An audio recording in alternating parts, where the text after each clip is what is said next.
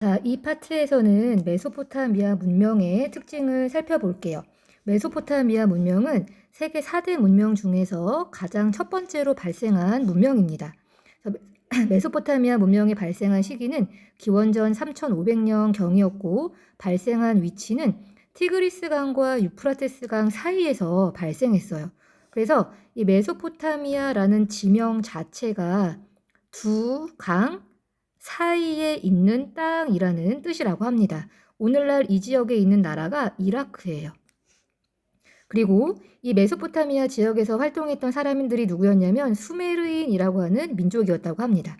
수메르인은 인류 역사에서 굉장히 중요한 발명품을 남겼는데 그게 바로 뭐냐면 빵, 그리고 수레바퀴, 그 다음에 뭐가 있냐면 맥주.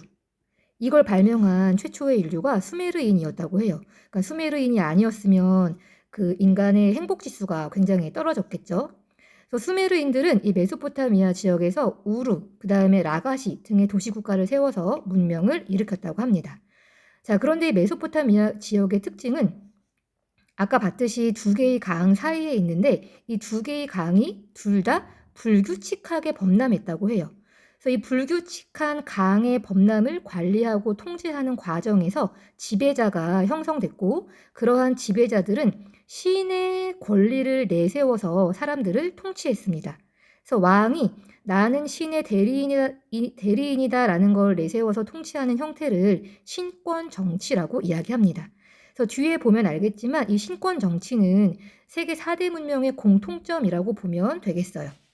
자, 그리고 이 당시는 계급 사회였기 때문에 전사와 신관계층이 지배층을 형성했고 평민과 노예가 피지배층을 형성했습니다. 그래서 전사는 싸우는 사람이고 신관은 제사 지내는 사람들을 의미해요. 그래서 신에게 제사를 지내는 일이 굉장히 중요했기 때문에 이들이 전사와 함께 지배층을 형성하고 있었습니다. 자, 그리고 메소포타미아 지역은 강이 불규칙하게 범람했다라는 특징과 함께 사방이 다른 민족에게 열려있는 개방적 지형이었어요. 그래서 외부의 침략을 굉장히 많이 받았기 때문에 정치적으로 혼란스러운 상황이었다고 합니다. 그래서 수메르인들은 자연스럽게 현실의 삶이 안정되기를 바랬는데 그러한 세계관을 뭐라고 하냐면 현세적 세계관이라고 불렀어요.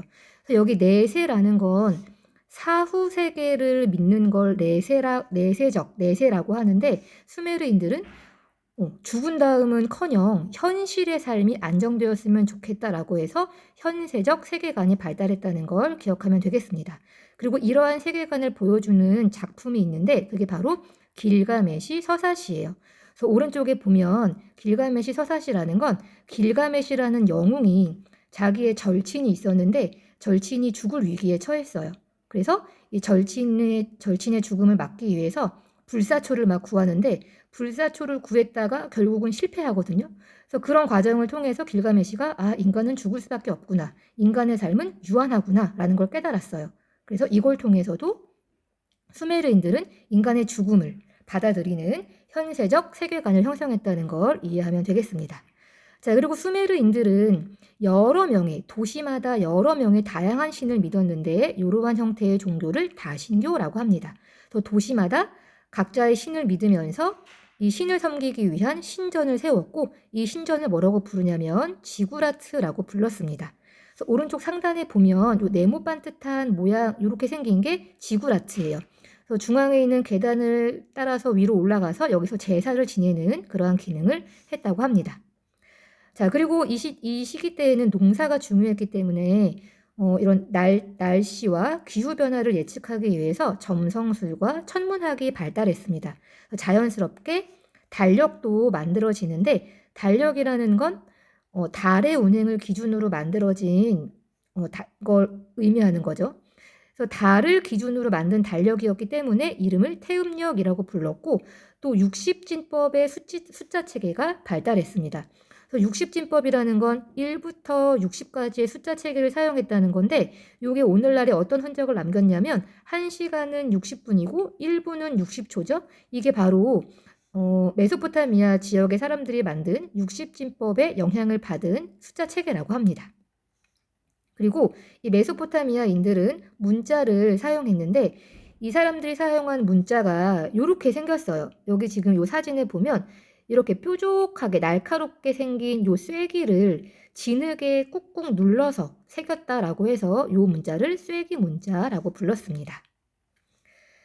자, 한편 이 메소포타미아 지역은 선생님이 아까 개방적인 지형이었다고 했는데, 그래서 외부 그 민족의 침략이 빈번했다고 했었죠. 그래서 사람들이 되게 많이 그러니까 바뀌었는데, 이 지역에 활동했던 첫 번째 사람들이 수메르인이었고, 두 번째 사람들이 아카드인이었고, 세 번째 사람들이 아무르인이었어요. 그래서 여러분 아카드인, 수메르인, 아무르인을 외울 필요는 없어요. 그냥 단순하게 개방적 지역이라서 이렇게 사람들의 교체가 빈번했다라는 것만 기억하면 되겠습니다. 자, 특히 이 메소포타미아 지역은 아무르인이 다스릴 시기에 바빌로니아 왕국이 세워졌고 이때 전성기를 맞이합니다. 그래서 바빌로니아 왕국을 다스렸던 함무라비 왕 시기 때 이 전체 지역을 통일하면서 가장 전성기를 맞이했고, 이 함무라비 왕이 통치 질서를 위해서 법전을 편찬했는데 그 법전의 이름이 왕의 이름을 따서 함무라비 법전이었습니다. 저희 법전의 내용을 통해서 메소포타미아 지역이 어떤 사회였는지를 추론할 수 있어요. 그래서 이 탐구 활동에 나와 있는 법전의 내용은 수업 시간에 같이 다뤄보도록 하겠습니다. 자, 이렇게 번성했던 바빌로니아 왕국은 기원전 1500년경에 이 지역에서 가장 먼저 철기를 사용했던 히타이트라고 하는 민족에 의해서 멸망하게 돼요.